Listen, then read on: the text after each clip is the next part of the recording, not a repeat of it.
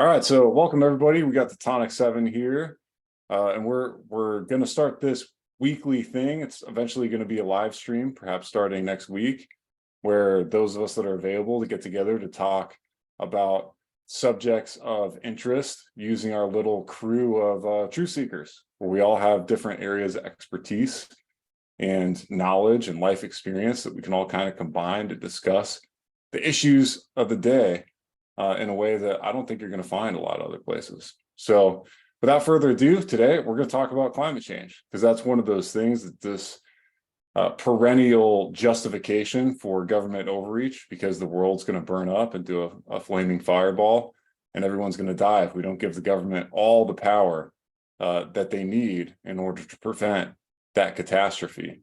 And literally no cost is not worth paying in order to avoid that fate, because it's, the whole world's going to be destroyed. So even if 6 billion people have to die, it's all worth it. So looking to discuss that. So I'll leave the floor open. Anyone want to come out? Like, I kind of telegraphed my own views on it.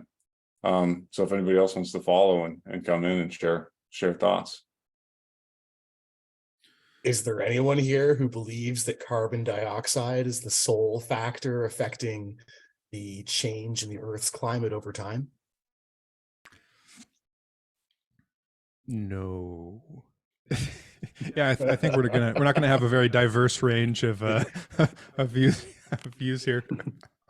Well, but there are things to talk about, like, do we think it's the sole thing? Do we think it's an important factor, right? Like, is carbon dioxide produced by human beings through the burning of fossil fuels something that we should be concerned about? For example, to the extent that we should, prioritize nuclear power, because it doesn't produce carbon emissions. Well, I think we should prioritize nuclear power for entirely different reasons. It's one of the best ways we have of generating electricity. And there is such a vast amount of uranium and thorium in the Earth's crust and oceans that we could power our civilization for some time to come using that technology if we really developed it. So on that, John, yeah, go ahead. Sorry. I just have a follow-up question, but I find it really interesting that even if you assume that the Earth is getting a fever because we're burning too many dead dinosaurs, the one technology that would be able to maintain an advanced industrial civilization that we actually have access to now, it's not like, fusion or something, which has been vaporware for 50 years, we're not allowed to use. We are only allowed to use these so-called renewables that rely on rare earth minerals that, typically these technologies don't last very long. They have a really hard time paying back the energy they take to create them in the first place. They have all sorts of problems with intermittency, where they don't generate electricity at the right time. And they have just savagely horrible effects on the environment when you mine and manufacture. You mine the materials used and then manufacture these things. Why is it that that's all we're allowed to rely on, is solar and wind? Why aren't we allowed to use nuclear? I find that interesting. And this is something I've written before in the War on Life thing, where it seems like they're just kind of trying to tear down our civilization ultimately. Yes. Yeah. Yes. Could I say very quickly, because I want to hear everybody else's thoughts first, but I remember I wrote something a while back where I was kind of confessing how I got the wars plural on terror wrong.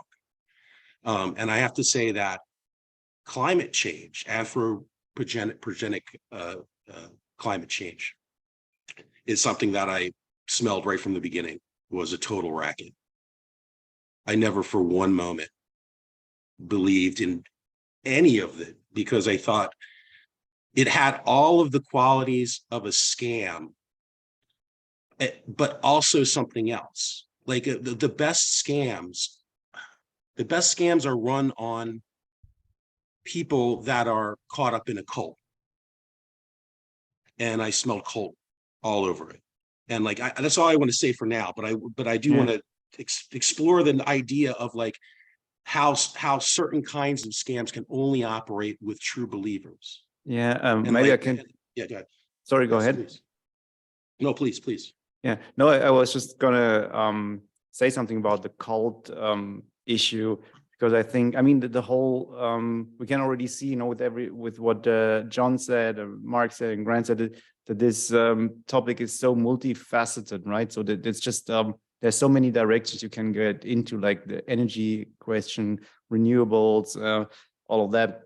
But I think like this religious aspect, I think is pretty fundamental to all of these questions. And I wrote a Substack about it a while ago, where I can try to formulate my thoughts on that. Because the weird thing is, I mean, the fundamental trope, you know, that basically we are doomed, right? There's like a catastrophe coming that will end the planet because we are bad, you know, or we did something bad.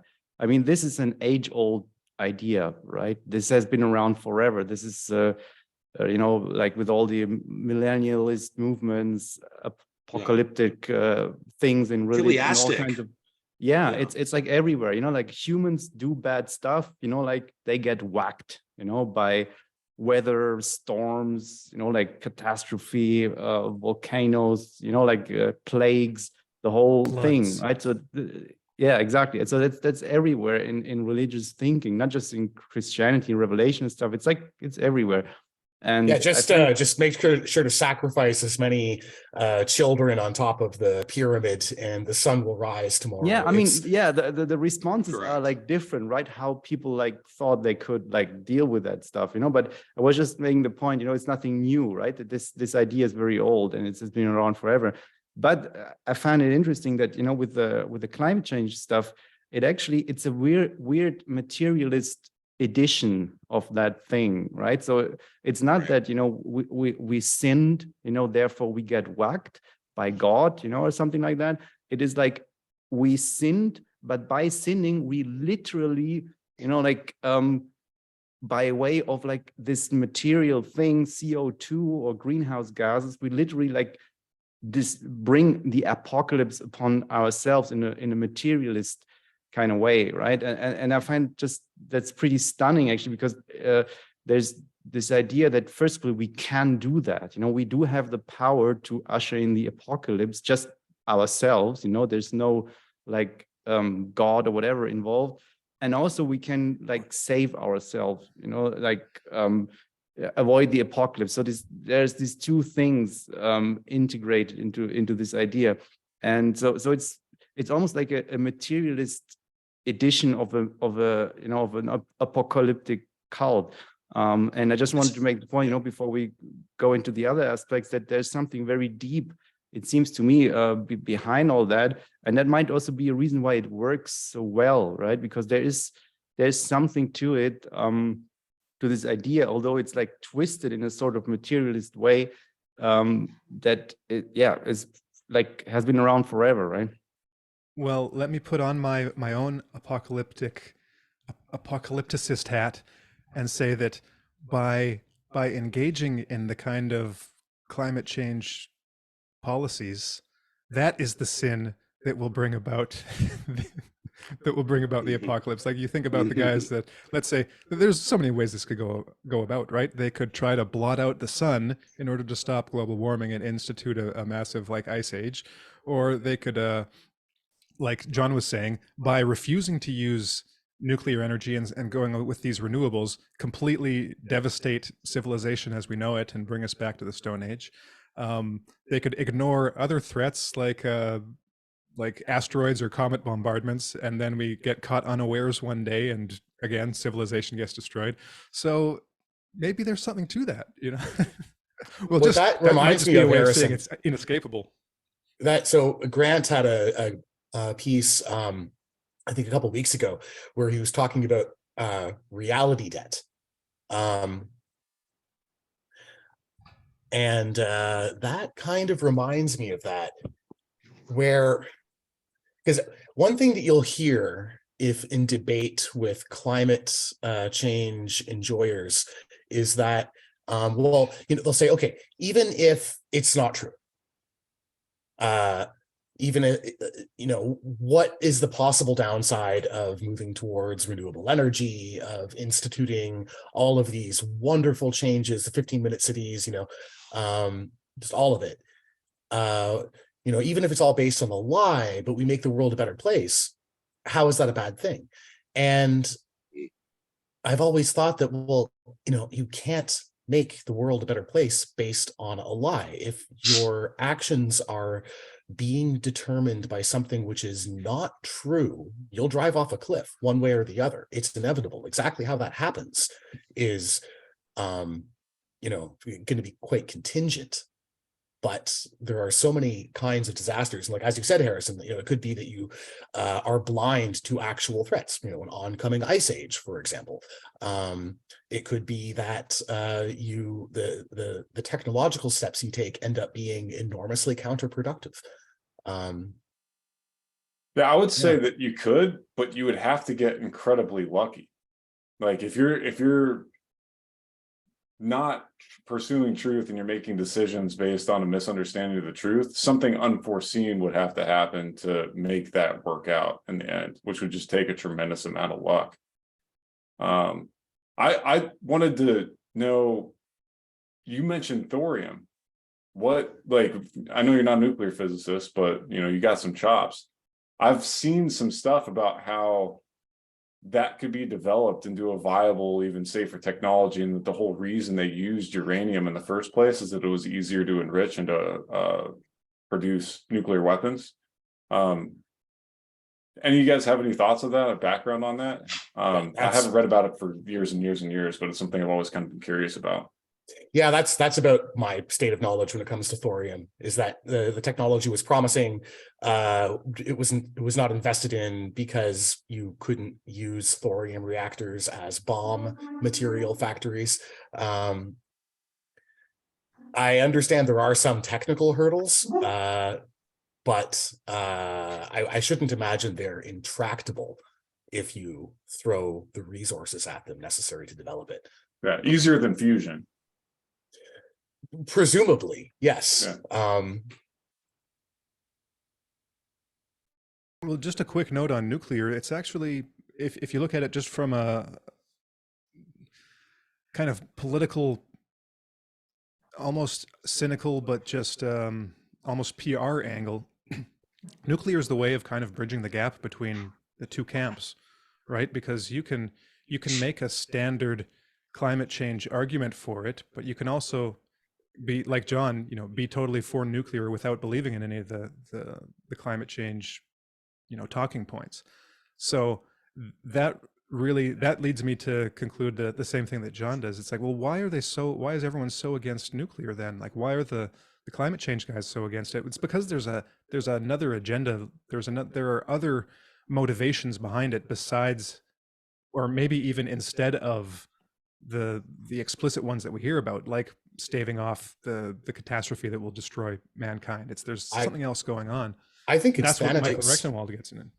I think it's Thanatos. It's death instinct. So if you step back and you look at this society that we live in now, most people are feeling deeply alienated and unfulfilled in their personal lives, right? People have incredible trouble meeting romantic partners and starting families, affording houses. Even if they get a house, it's this anonymous place in the suburbs with no sense of community. I mean, like, we sort of all know the myriad problems with this sort of very bland, uninspiring world that we've created. And I think at a deep level, that makes people sort of want it to end, which provides some of the emotional force behind the enthusiasm for anthropogenic climate change as a human-caused apocalypse, kind of tapping into this intuition that everyone does have, that we are doing something really quite horrible to the world. But then there's also this kind of urge to tear it all down without people really knowing what that is, without necessarily recognizing it themselves. And, you know, I've talked to a lot of people who are firmly convinced about all of this. And one thing that I found quite interesting is that if you dig a little bit underneath, you often find this hopeless nihilism, this sense they have that, like, you know, oh, it doesn't matter, you know, we'll all be dead in 100 years. The world would be better off if humans just went extinct. Like, they want the end to come, which is why I think if solutions are presented that would actually work, they're kind of disinterested in that. They're like, no, no, no, no, we don't want civilization to continue. We don't want it to get stronger and more sophisticated. We want it to go away. But there are also people that that believe that, like, explicitly, and those are actually their conscious goals. That's what lies behind, like, the last 70, 80 years that go behind this whole WEF, like UN, and nowadays the Sustainable Development Goals. Like, their definition of sustainability is that civilization is unsustainable. So they'll frame things in certain ways, but they actually believe that we need to de-civilize, that it's not just that we need to well, how would we put it? But that is the goal. So it's slow down. Slow down. And so it's not even a matter of bringing, like, the developing world up to our level. It's like, no, we need to go down, and then we need to keep the developing world pretty much where it is, and then everyone needs to go down. And that's the wonderful thing about the carbon thing, right? It never ends. It's like any war on an abstraction. There's no point at which you can sort of, you know, sit back and say, okay, that's it. We won the war on climate change. You know, like, the moment that you relax, the carbon levels start going up again, the earth starts getting a fever again. So it sort of provides this pretext for just continuous social control, and just really, like, micromanaged social control as well, because, you know, everything, like, you know, just you breathing, your very existence on the earth is contributing to this, you know. And you could draw a connection there probably to the whole, you know, McGilchrist's whole thing with, like, the left hemisphere versus the right hemisphere, and the hyper dominant left hemisphere nature of our current society, because the left hemisphere likes controlling things a lot, and it likes things to stay the same. It likes stasis, likes to freeze the world, right? Do you mind if I cut in here? Oh, no, go ahead. Sustainability. I want to get back to why sustainability is dumb, but go ahead, Mark. No, please. I can finish your thought. Yeah. Okay. Well, so this whole idea about sustainability has always bugged me, because nothing is sustainable in this world. Like, you cannot ever keep things the same. Like, the climate has always been changing, and it will always change. The sun will ultimately go out, for a very, you know, sort of extreme example. You know, you have the ultimate heat death of the universe. Like, ultimately, everything is unsustainable. And then, you know, at a more practical level, so they say, oh, like, solar power is sustainable energy. Well, how exactly is that true? You need rare earth minerals to make photovoltaic cells. There's an incredibly limited amount of that in the Earth's crust. The panels themselves have a lifetime of 10 to 20 years or something before they're absolutely useless. You can't recycle the material in them. At least we haven't figured out how to do that yet. Nothing about that is quote unquote sustainable. And moreover, like, nothing has ever been sustainable. That's not, the world doesn't work that way. Okay, so, like, there's two concepts here, and they're fundamental to why, you know, I never believed this for 1 second. And that's because I think a lot of it has to do with the fact that I was tuned into things like myths and legends, prophecies and seers. You know what I mean? I much more so than science and history, but also science and history. But, like, as the millennium approached, I took a look around and I said to myself, where's the cult going to come from? What will it look like? Not if. It's sort of like there's a lot of controversy about the first millennium, for example, like the way about, there are different sides to it. I know that, what is his name? The French historian wrote the history of France, Jules Michelet, I believe. And he had a particular opinion, kind of a romanticized opinion about what was happening in the first millennium. And since then, that's been, retconned, switched around. Fashions come and go with history. But when I look back on it, I think of Otto III. I think of just Otto III, the insanity that was swirling around that era history. You're talking about a guy who died at 21 and he ruled 2 countries, he executed popes. There was a lot going on. And I think that when we address this cult, the cult, to me, its name is the cult of fingers and flames. And what I mean by that is that we learn to count on our fingers and toes, right? So 5s and 10s and their multiples have a kind of inherent meaning for us as a species, right? If we were spiders, it would be multiples of 4. But that's why anniversaries are 5s and 10s. And so then we have these supra anniversaries that spring up, like centennials and millennials, right? And if you think about it, even given, forget what happened in the year 1000, we'll never know, and thereabouts. We'll never know the full extent of it, although we do know some things. Certainly, I'm sure there was a lot of feverish activity going because people recognized the approach of some big number in the Judeo-Christian West. And the Christian West. They noticed that was happening. And so therefore, when you think about us as a generation or as a set of generations that are alive, that lived through the millennium, the second millennium, and then you consider the generations that lived through the first millennium, it's a very small group of people. Too small really to statistically analyze. When we were approaching the second one, and I think it was to both Luke and Harrison's point, we approached this second one for the first time as a godless species, let's say. Or maybe it's better to say a species that have promoted science as its new god. And so the form that this insanity took, we all know about the grifts. Like as John said, I think part of it is the death drive. Yes, certainly part of it. And part of it is the grift. Because again, I think a lot of the easy answers, the logical Occam's answers to a lot of these questions of why didn't we pursue this? Why this, not this?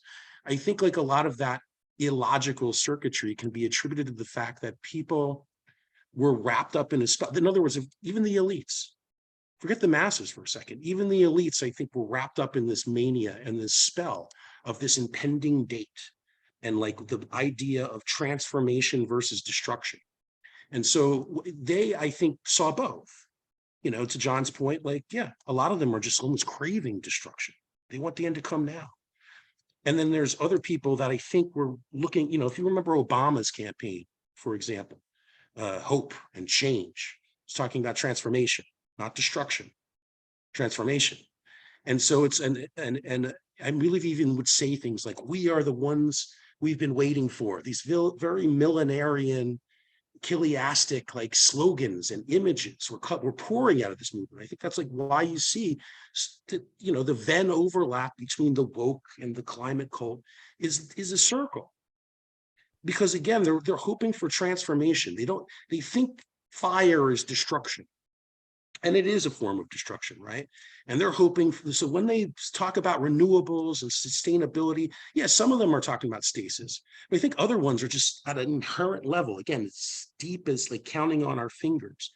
They're thinking like, okay, if I chop down some trees in the woods and use it to build a house, that's transformation. If I burn those logs, that's energy that's spent forever, something that we can never get back. And I think that if we look at it on that level, we begin to see the outlines of this cult, without which none of the scams would be viable.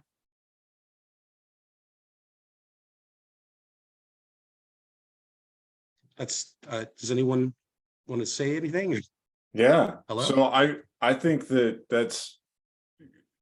is something spiritual about it. And you know, I mean, I don't exactly have the language for it, but I think that that's apt. You know, this feeling that, and I forgot who said it earlier, but like the way that I interpret it is just the sense that things are too good, and you know they got to come to an end. You know, cheap energy, just it's too wonderful. You know, it just makes it just gives us a standard of living that is beyond almost what feels like it should be appropriate or natural. And I think people think that it just can't last, and so that it's got to end in destruction.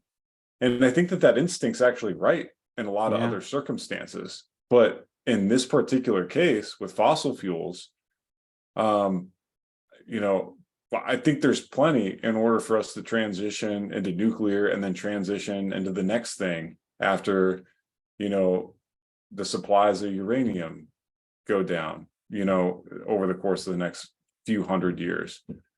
And, you know, I do think that there's some deep underlying, it is what it comes to everything. It's like our minds were shaped by these hundreds of thousands of years of selection pressure to be able to contend with a certain environment. And our environment's so different from that environment now that I think this is just one of those things. And, you know, I always think back to John Carter's Systems versus Conspiracy article, and then, you know, something that Eugippius wrote that was similar when I consider this stuff, because we have all these different people that have this, like, that's the underlying issues. There's a big delta between what we were designed for, like the environment that we were designed for, and the environment that we find ourselves in. And that manifests itself in different ways depending on different people. And so you have grifters, you have true believers, and everything in between, but everybody's really just trying to exercise their own self-interest. And that just gets obfuscated and hidden by all the narratives that go on top, and the self-delusion and the hypocrisy. So I think, like, all the topics that we talk about probably have to do with that at some ultimate level. It's just this one I think is so interesting because it provides such a massive justification for legitimized coercion. And then all of the stories that they tell us about why it's necessary, and like, it's just not consistent. So we covered the nuclear thing.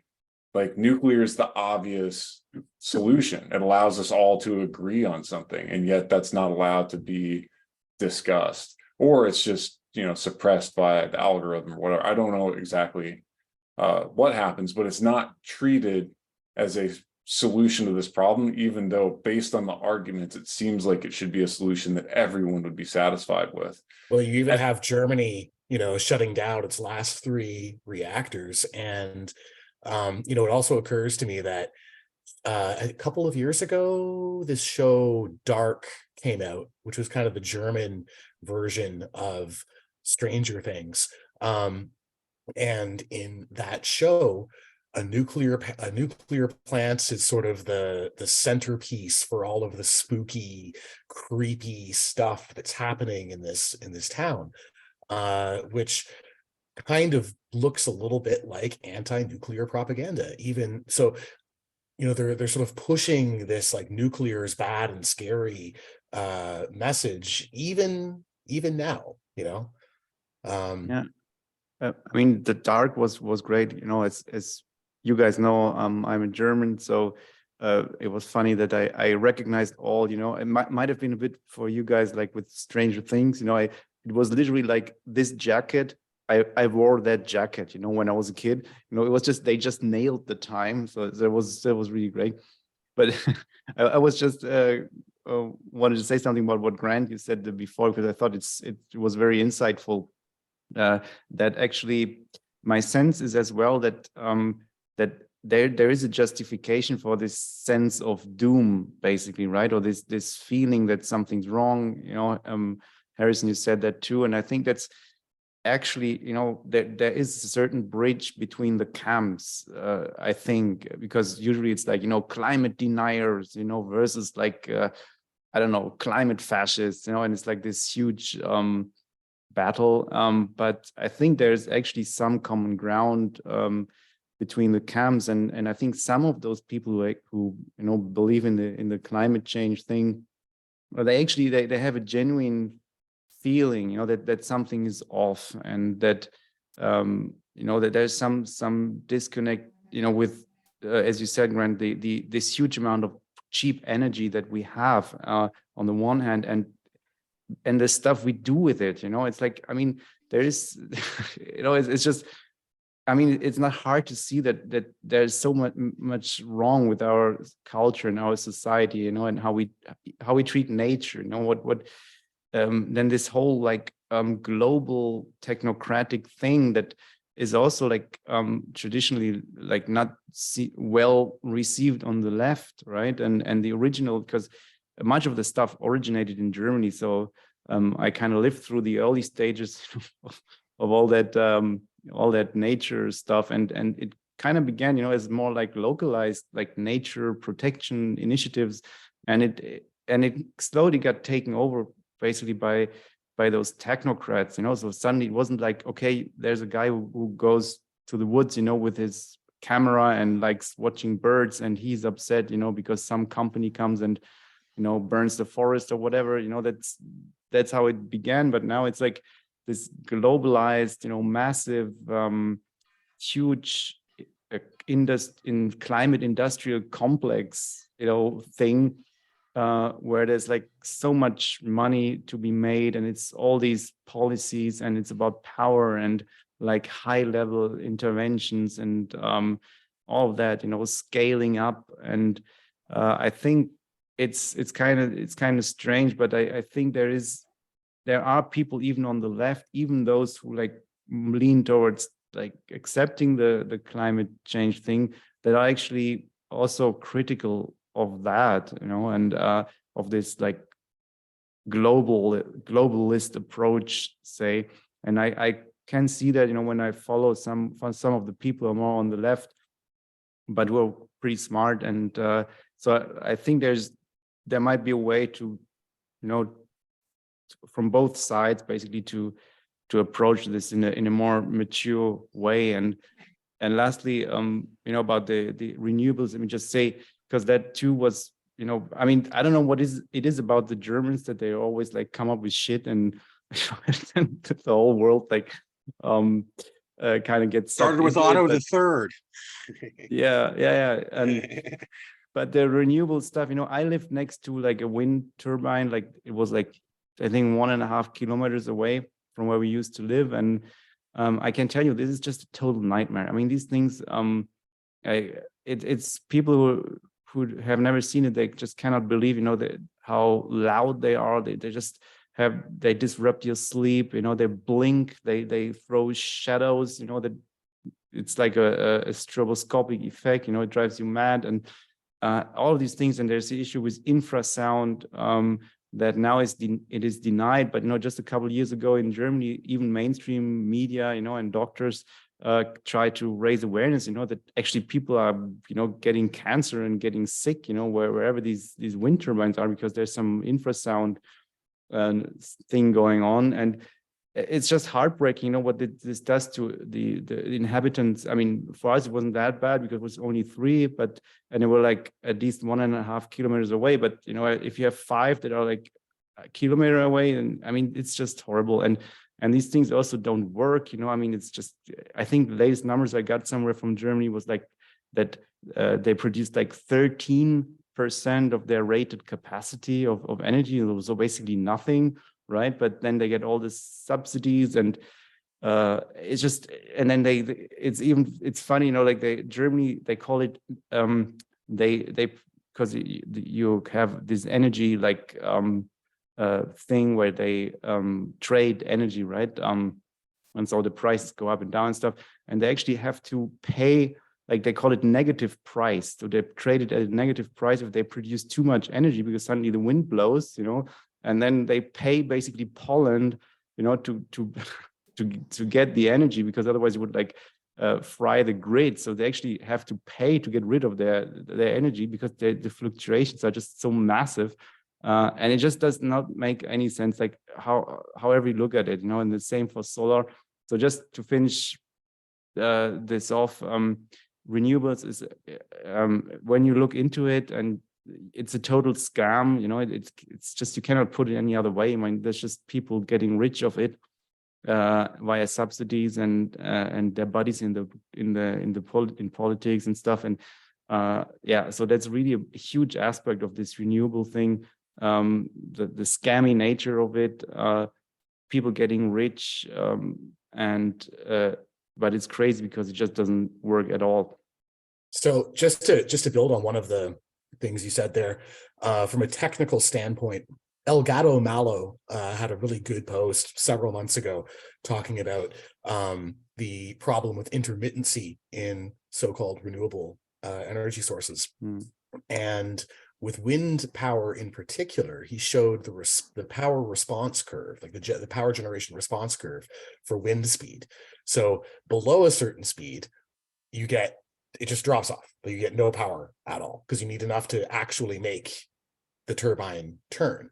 And then it has, I think, like a cubic response. So it goes up quite rapidly as the wind speed increases. But then you hit a point where if it turns any faster, it will break. So it just needs to shut down, right?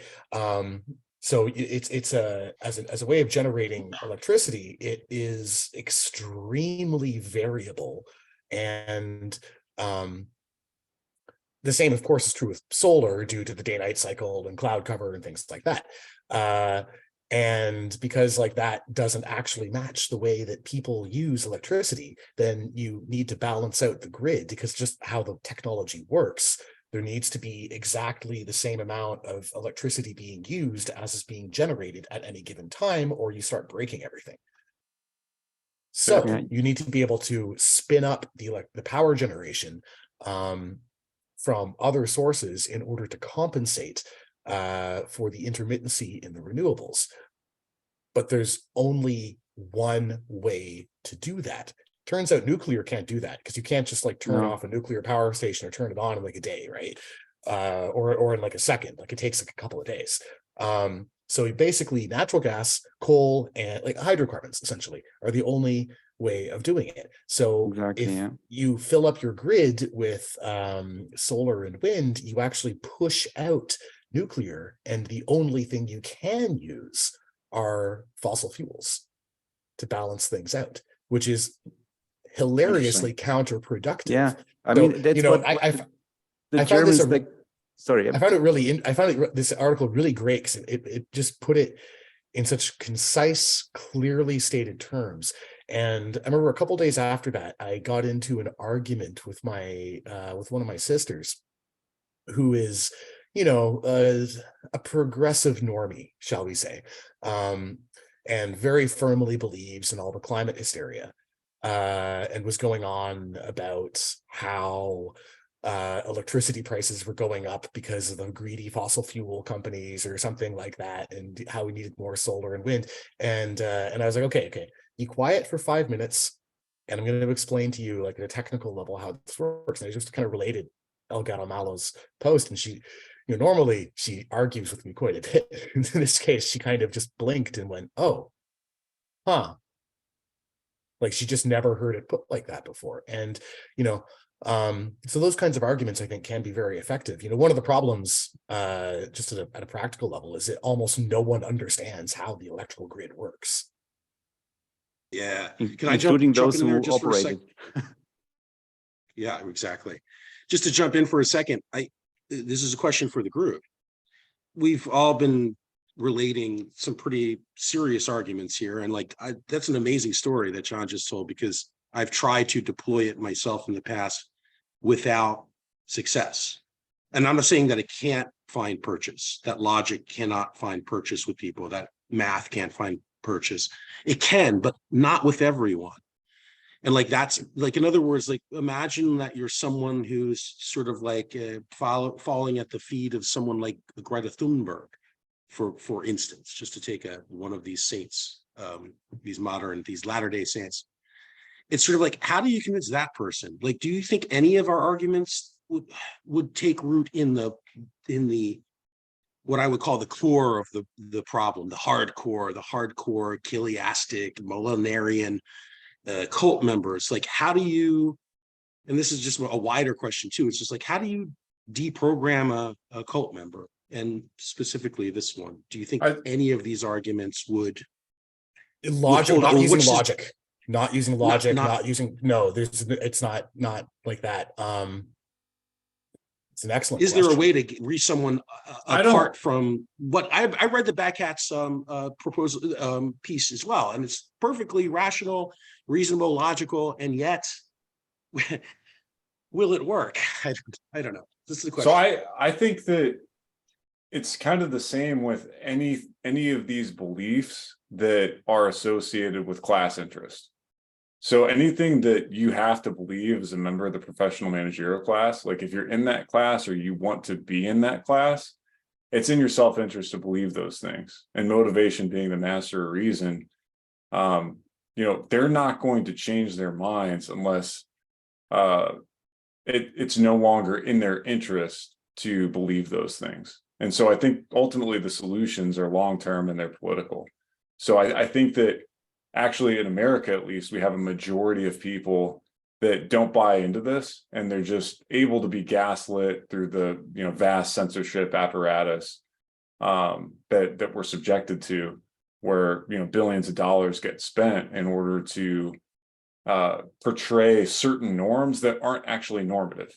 And we're a normative species, and so that's very influential in controlling people's behavior, but it doesn't necessarily control people's beliefs.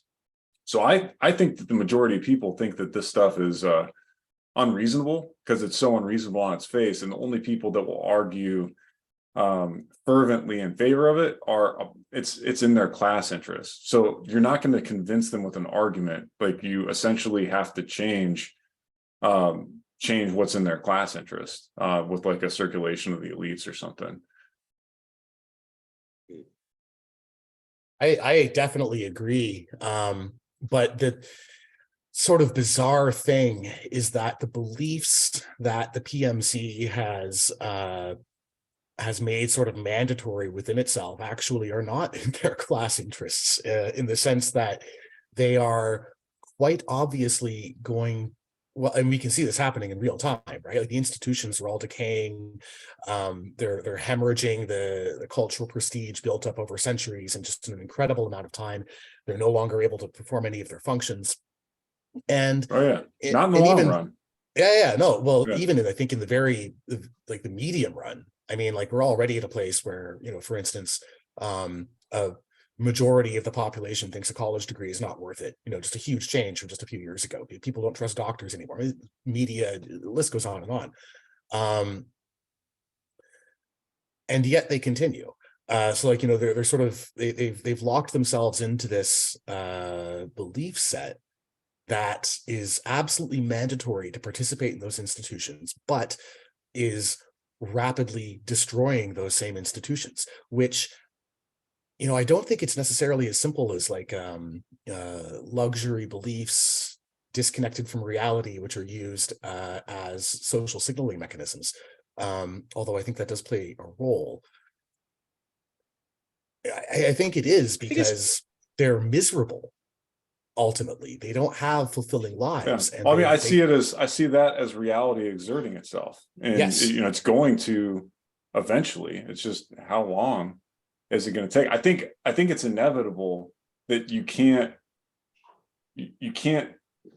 pretend that perception is more important than reality, or pretend that reality doesn't exist indefinitely. I think there's ultimately a price to be paid, and I think they're going to pay the price. I hope that they don't tear down all of human civilization in the process, which I think that's why discussions like this are important. Absolutely. So Mark was sort of asking, like, how do we deprogram the cult members, right? So if you think, okay, so how do you deprogram cult members? You don't sit down and argue with them about, why Zorax is not coming from Proxima Centauri to blow up volcanoes over your head or something. you connect with them, you bring them back into the society of normal people by doing normal stuff with them.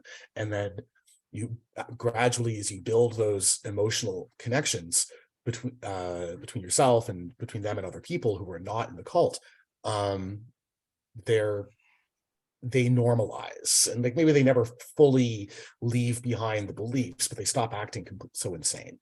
I think it's got to be something like that on sort of a mass scale. And this is why I'm sort of emphasizing the fact that the people in the PMC, like they're kind of trapped, like they have this very easy lifestyle, but it's not spiritually or personally fulfilling to them.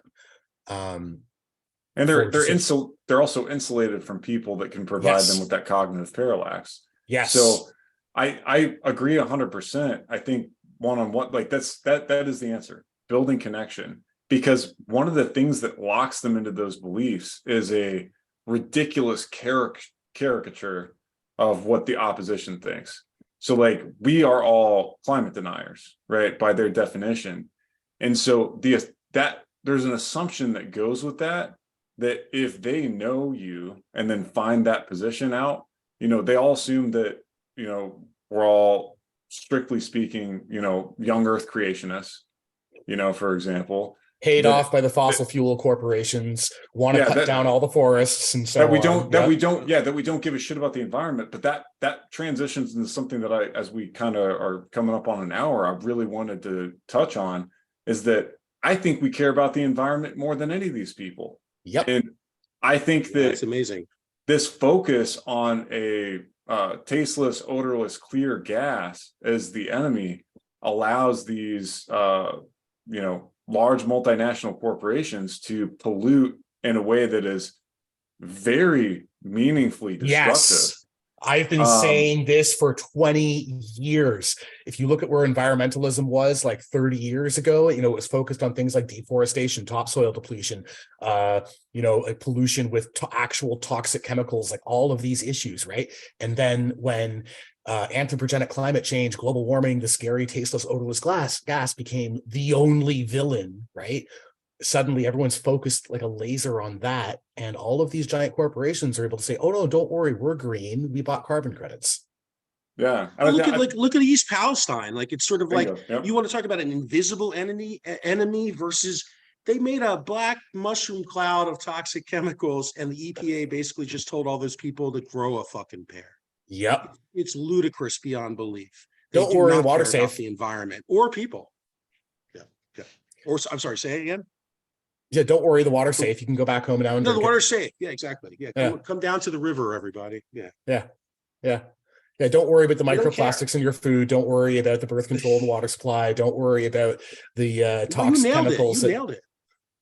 You nailed it. We care. It's the most bizarre thing in the world is that we're probably the environmentalists in this situation. Yeah, which is why we push for nuclear and other solutions. It feels strange, but again, second millennium, people, shit was going to get weird, But to John's point, I think that is the kind of thing that if you have a conversation about that, it becomes very clear, like the things that you guys both just rattled off, like microplastics, topsoil depletion. I know, like Hunter talks about bees and pollinators. There's all these things that, as people that care about the environment, we're aware of. And if you're having a conversation with somebody that you have some sort of rapport with that has this caricature view that people that are skeptical that carbon dioxide is the number one threat to all human civilization, it becomes, I think, surprising. I think you get past the combativeness by it being just so surprising, because it's so clear that we do care and have concern. Otherwise, we wouldn't have all that information. And a lot of times it's the first time they've heard of those things. They're like, wow, those things are horrifying. And it's like, well, yeah, attention's a finite resource, and if you're gonna focus on one thing in terms of environmentalism, you're not going to be able to focus on other things. You only have so much attention to give.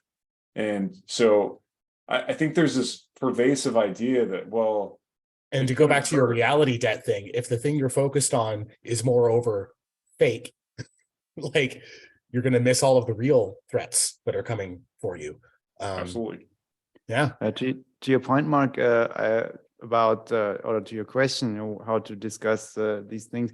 I think one thing to keep in mind as well, besides the very good things you all mentioned there, I think is that as with all these big issues that are so like emotional and, you know, so pervasive, it's very useful to keep in mind that often it's not the issue, you know, that people like or rebel against, or the logic or something, but it's just the idea that, you know, they have been like you know, like half of what they know is a lie basically, and everybody they thought is an authority has lied to them. I mean, it's like with the COVID thing, right? It's just hard to swallow for people, because the climate change thing now it's pushed for decades, you know, by all global institutions, by the media. You know, there's like, it's $1 billion industry, you know, all these companies and all these professors, and it's just too much, you know, if you just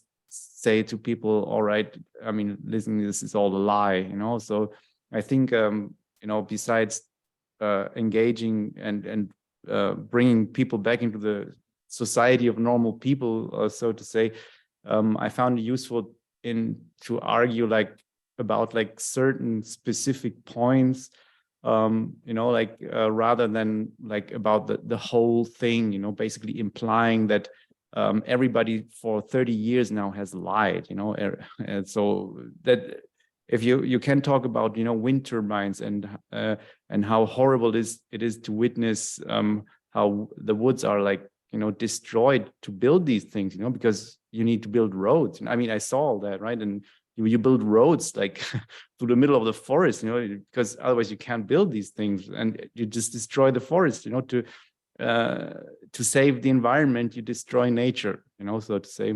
And you can talk about these kinds of aspects. I found that works better, you know, if you take like certain aspects that are like heartfelt, you know, maybe where you even have some experience or have witnessed some things, and that way you can connect with people, right? If you just say, oh, by the way, did you know, like the whole CO2 thing it's a big lie, you know? I mean, that's just, even if you bring good arguments, you know, it won't convince those who, you know, who are entrenched in it. Yeah. Fortunately, I think it's easier than trying to convince people a lot of times, because a lot of times just talking about it, it resonates with what people already kind of think. They just feel like they're alone. And so I think that's another part of it that's missed. You don't necessarily know where somebody's coming from. You know, you might assume that that people, you know, believe these things, but they maybe in their heart this entire time, it's like, this doesn't resonate with my experience. You know, when they're telling me that every year they're saying it's the hottest day ever, and it's like, you know, hot days still are hot, and then sometimes there's days that are record cold, and when they say, oh, this record cold day, that's because of climate change, it's like, I think a lot of people see that and they don't necessarily like shout out in anger, but they see it, and I think they appreciate discussion about it. And, you know, you don't even necessarily need to go as hard to be like, it's a lie. You just be like, it's, you know, there's just not. It's like, hey, have you noticed all their every predictions time it's a little warm, suddenly you see headlines about climate change? Isn't that kind of funny? And like, Yeah. I've done that. I've definitely done that. Or that natural disasters are like a new thing, you know, right? where, yeah, you know, yeah. We never had natural disasters, well, like hurricanes. Oh my God. Yeah, well, yeah, we've had those before. Yeah, Someone no. literally asked me, but you are not one of those climate deniers now, are you? which is a hilarious term when you think about it, a climate denier. It's like, it implies that you're denying the existence of climate. You know, it's yeah, these people are not known for careful use of language, John. Exactly. Yeah, you see this a lot. Yeah, I don't know, to go back to the sustainability thing, like, I sort of see what we should be trying to do is not have a sustainable, quote unquote, civilization where it's we constantly tiptoe on eggshells to avoid impinging on the natural world in any way whatsoever, because we are part of the natural world, actually. What we should be doing is focusing on harmonizing with nature, and that in the widest sense. So also harmonizing with human nature. So like, I think core problem in our society is that we're constantly trying to dominate or change or ignore human nature itself. And the result is that we've created these social structures which feel oppressive and alien to essentially everyone, some people more consciously and some less, but everyone kind of feels it. And like I said, I think that's part of what fuels this millennial belief in climate change, is this desire to escape from that somehow. But if you have a society that harmonizes with nature, that has beautiful architecture that is part of the landscape and not imposed upon it, for instance, has agriculture that works with ecology rather than just plopping down a field of corn and spraying it with pesticides, that has institutions that work with the natural variability between men and women and human personalities and all of the people would be so much happier in every single way. And sort of these happier, more content, more fulfilled people would be, I think, a lot less prone to the predations of cult leaders. They'd be harder to control. Oh, yeah. No, for the WEF types, it would be a nightmare because it would be naturally quite decentralized, and you wouldn't have those levers by which you could sort of make people do what you want, because they'd be growing their own food and producing their own electricity and everything like that. But yeah. Well, we're coming up on an hour. Like, okay. So no, go ahead, Mark. I was gonna say, like, you go ahead, and then I was just gonna say after you go, if anybody has closing thoughts or anything else they want to add, and then we can wrap it up and just keep it short. Yeah, sure. No, I'll just go with my closing thoughts then. Like, just to return real briefly to what you said in the beginning, Grant, which resonated with me, and I never spoke about it so far, was that this idea that literally anything is available for sacrifice to this anthropogenic climate change cult. And I actually witnessed that up close with a niece of mine, who was at the time, I believe, was a freshman in high school, and she was sent, she might have been in 8th grade, but she was sent home with a homework assignment, which I helped her do. And this was at the time that, homework assignments were generally, even before COVID, were like being put online, and they were in the form of all kinds of weird formulations of polls and things that were obviously instruments of, like, financial instruments to make money somewhere else. And so one of the poll questions that she was then asked to write a brief statement about was address the following statement and say whether you agree or disagree with it. And the statement was along the lines of, I don't remember the quite exact verbiage, but it was along the lines of, anything is the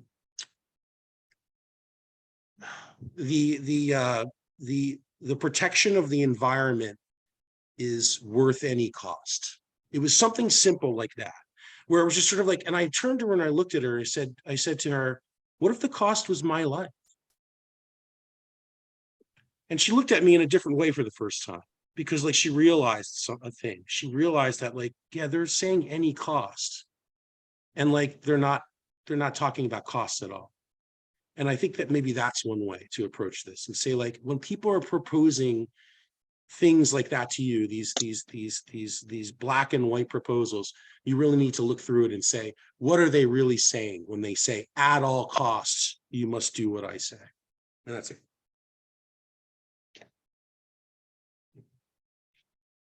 Yeah, absolutely. Everything's got trade-offs. Yeah, go ahead, Harrison. Well, I'll give a late welcome to Daniel. Hey, Daniel, we were just wrapping up.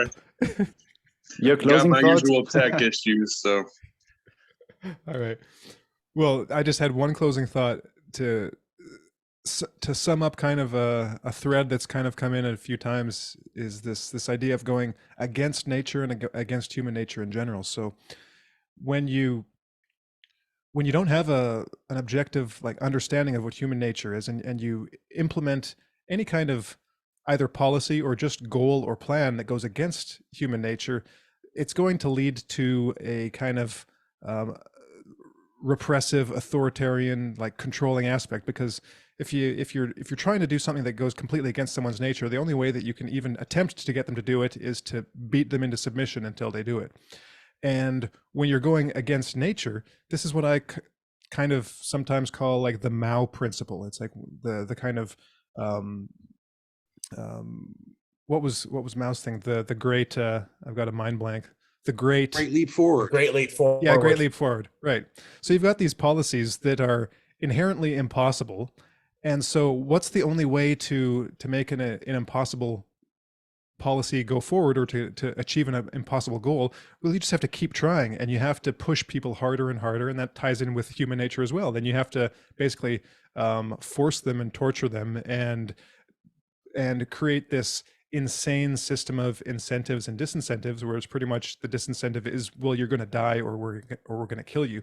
And so that is essentially, in a nutshell, where this kind of, where the whole climate change is, that's the direction it's going in, is because it's denying both human nature and just nature itself. And so when you have that, that's why it's pretty much, it's interesting, and it's fitting that they call it the Great Reset. It's like the Great Leap Forward and the Great Terror. You just put them together and you'll get the Great Reset, because it's completely against all the things we understand about nature, like all inclusively, and things like that just won't work. And when you go against nature, when you go against nature, you break things, or you get broken in the process.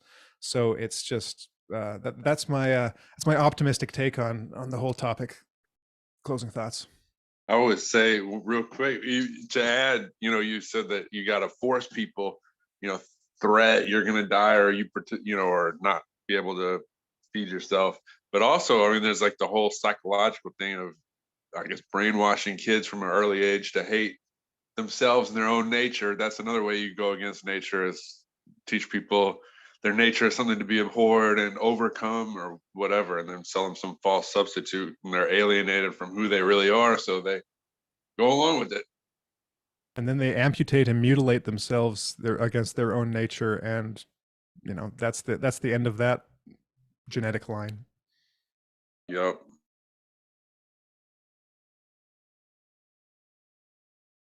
Yeah, I just gotta say, as a closing remark, again, that what we said before, that we are not like those who have issues with the whole climate thing. They are not like, animal torturing, SUV needlessly driving, like poison in the toilet and throwing just for fun, kind of people. And I have a more of a leftist background as well, from where I come from the milieu I come from, and I know that there are many out there who feel similar, like who really care about nature, like sincerely, and all of that. And I think just by connecting, by talking, and by doing things like we do, and just talking and showing that we're like sensible people, I think that's a good thing. And I hope that that more people, who come more from this traditional environmentalism that was actually good, that they kind of join the ranks, of those who just criticize this absolute nightmarish, technocratic, authoritarian power grab, with all of these climate change policies, and that it's exactly as you said, Harrison, it's just against human nature and against nature itself. And nobody who cares for wildlife, species, health and that sort of thing should get behind that.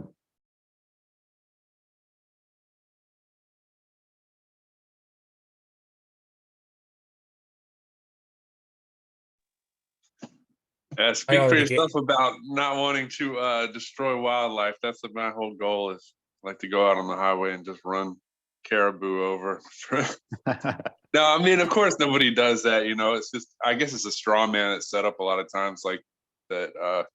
For most people, you care so much, you know, you don't care about the environment. That's the only possible reason why you could possibly, you know, go against the Green New Deal or whatever the agenda is, you know, which is just a smokescreen for more control, you know, more authoritarianism at the end of the day. More people dying. I guess as the meme says, we're the carbon that they want to reduce.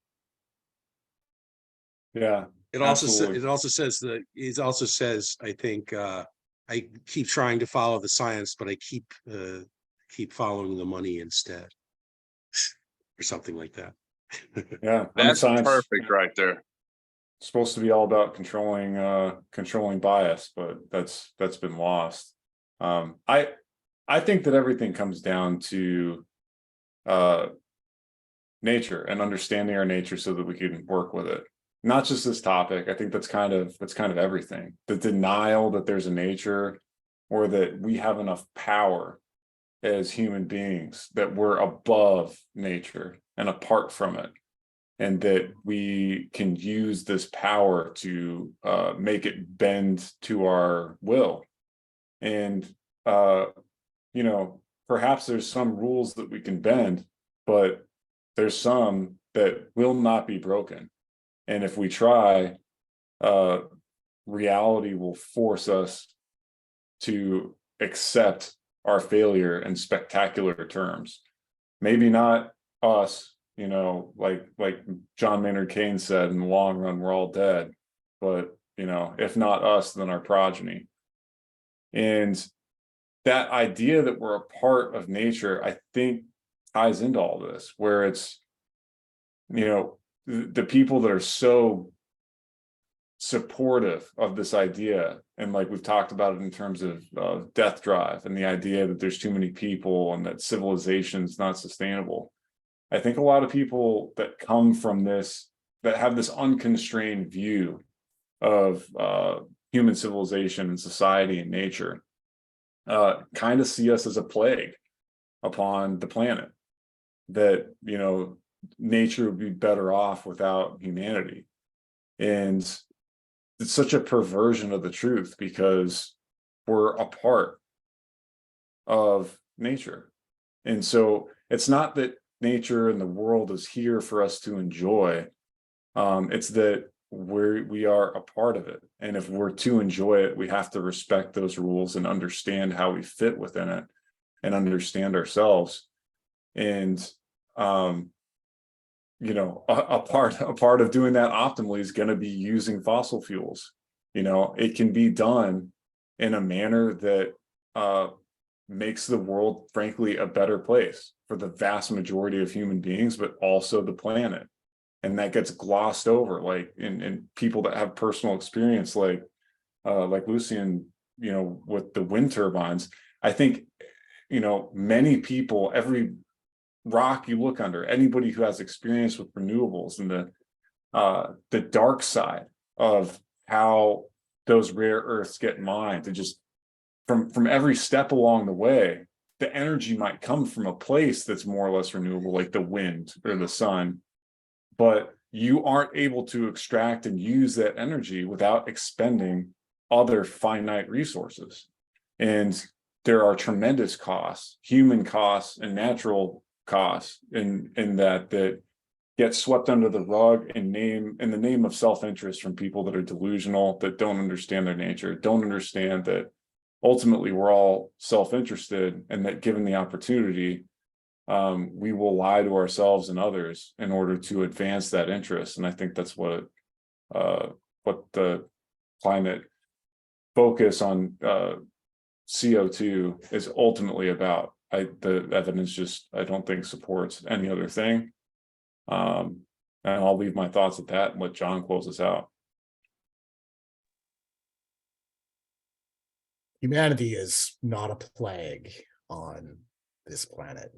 The Earth spent 4.5 billion years carefully evolving us. And it did it, you know, I think for a very good reason. It needed hands, it needed minds, so it could transform itself even faster than it has always been transforming itself. That's what humans do. And that's what life does, and that's what the Earth has always been doing. It's constantly transforming. To see ourselves as something separate and apart from nature, something fundamentally different, is such an incredible category error. And I think, you know, Charles Eisenstein has written extensively on this, this myth of separation. And, you know, it connects to the climate change thing as well, I think, because central to the model is treating the Earth as this sort of closed off, separate system, where the only things that can affect the Earth are the things that happen on the Earth, leaving out entirely, for instance, the fact that the Earth is not closed and separate. It is an integral part of a larger cosmos, which gets bombarded by cosmic rays and solar energetic particles and, you know, meteors and comets and all of these things that all have a huge effect on the climate of the Earth, in which humans have no influence over whatsoever.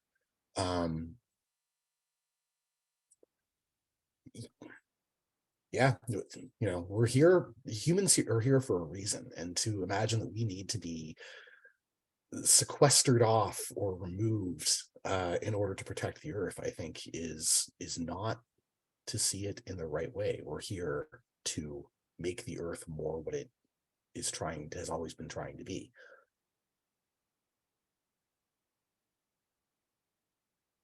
Thanks, John. Worst. Thanks, Tonic team. Had 6 out of 7 of us here. Thank you for the great conversation.